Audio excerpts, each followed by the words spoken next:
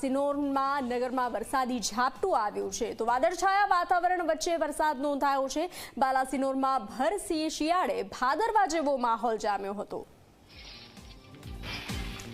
તો વેસ્ટર્ન ડિસ્ટર્બન્સના કારણે રાજ્યના અલગ અલગ જિલ્લાઓમાં કમોસમી વરસાદની સંભાવનાઓ વ્યક્ત કરવામાં આવી છે, ત્યારે જગતનો તાત ચિંતામાં મુકાયો છે। પાકને નુકસાન થવાની ભીતિ સેવાઈ રહી છે। તો અલગ અલગ જિલ્લાઓમાં ખાસ કરીને મહીસાગર જિલ્લામાં કમોસમી વરસાદ નોંધાયો હતો તો બાલાસિનોરમાં પણ વરસાદી ઝાપટું જોવા મળ્યું હતું। વાદળછાયા વાતાવરણ વચ્ચે વરસાદ નોંધાયો હતો।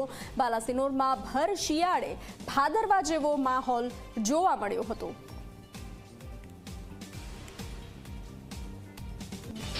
તો વાત કરીએ અરવલ્લીની। અરવલ્લી જિલ્લાના અનેક પંથકમાં હળવો વરસાદ નોંધાયો। શિયાળામાં વરસાદ આવતા ખેડૂતોની ચિંતામાં વધારો થયો છે। કાળા ડિબાંગ વાદળો સાથે વરસાદી માહોલ છવાયો હતો। ભર શિયાળે વરસાદ આવતા પાકને અસર થઈ શકે છે, જેથી ખેડૂત ચિંતામાં મુકાયો છે। પડ્યા પર પાટા જેવી સ્થિતિ ખેડૂતોના માથે આવી પડી છે। અરવલ્લી જિલ્લાના અનેક પંથકમાં હળવો વરસાદ નોંધાયો હતો। શિયાળામાં ભાદરવા જેવો માહોલ જોવા મળ્યો હતો। શિયાળામાં વરસાદ આવતા ખેડૂતોની ચિંતામાં વધારો થયો છે। કાળા ડિબાંગ વાદળો સાથે વરસાદી માહોલ છવાયો હતો। વાતાવરણમાં અચાનક પલટો જોવા મળ્યો હતો। ભર શિયાળે વરસાદ આવતા પાકને નુકસાનની ભીતિ સેવાઈ રહી છે। તો વેસ્ટર્ન ડિસ્ટર્બન્સના કારણે વરસાદની સંભાવનાઓ વ્યક્ત કરવામાં આવી છે। કમોસમી વરસાદ રહી શકે છે। રાજ્યના અનેક જિલ્લાઓમાં કમોસમી વરસાદની સંભાવનાઓ વ્યક્ત કરવામાં આવી છે। શિયાળામાં ભાદરવા જેવા દ્રશ્યો પણ સર્જાઈ શકે છે।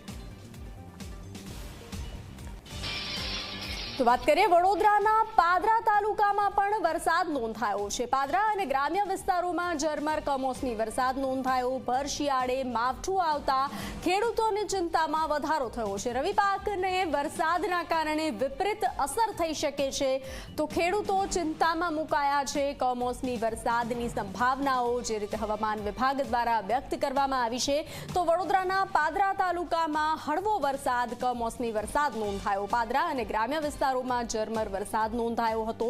ભર શિયાળે માવઠું આવતા ખેડૂતો ચિંતામાં મુકાયા।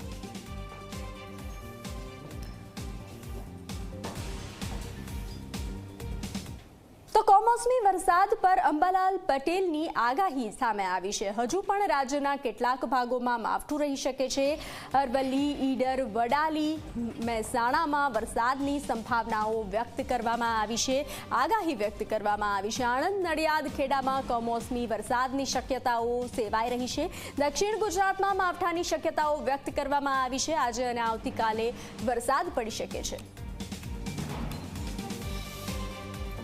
તારીખ 29 ડિસેમ્બર પહેલા કમોસમી વરસાદ થવાની શક્યતા રહેશે। તારીખ 28 ડિસેમ્બર સુધી કેટલાક ભાગ વરસાદ થવાની શક્યતા રહેશે।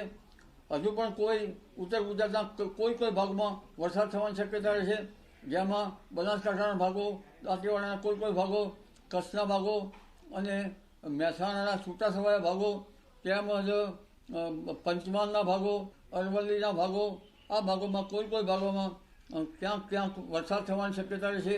વરસાદનું જોર હવે ધીરે ધીરે 28 તારીખ સુધીમાં ઘટતું જશે અને આણંદ, નડિયાદ, વડોદરાના ભાગોમાં તેમજ દક્ષિણ ગુજરાતના ભાગોમાં વરસાદની શક્યતા, કમોસમી વરસાદની શક્યતા રહેશે। તો માવઠાની શક્યતા વચ્ચે સૌરાષ્ટ્રના યાર્ડ એલર્ટ મોડમાં આવી ચૂક્યા છે। રાજકોટના બેડી માર્કેટ યાર્ડમાં છાપરા નીચે માલ રાખવામાં આવ્યો છે। સાંજ સુધી હરરાજી થઈ જાય તેવો માલ જ ખુલ્લામાં રાખવામાં આવ્યો છે। મગફળી, કપાસનો પાક છાપરામાં ઉતારવામાં આવ્યો છે। ખુલ્લામાં પડેલા પાકની સાંજ સુધીમાં હરરાજી થઈ જશે। પાકને નુકસાન ન થાય તેવી વ્યવસ્થાઓ કરવામાં આવી છે।